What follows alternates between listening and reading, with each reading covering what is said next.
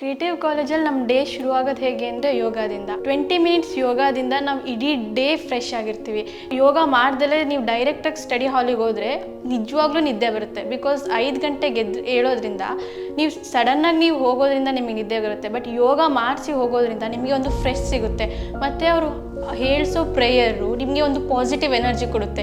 Before the competitive exams, the gatherings are held where our founders give us points or tips on how to improve, write well in the exams, on how to avoid negative marking and how to avoid tension. Since they are very experienced, they share with us their knowledge and motivate us and inspire us to work hard and to avoid the distractions that we have around us. 3 labs, physics, chemistry and computer science lab, and all the labs are well facilitated.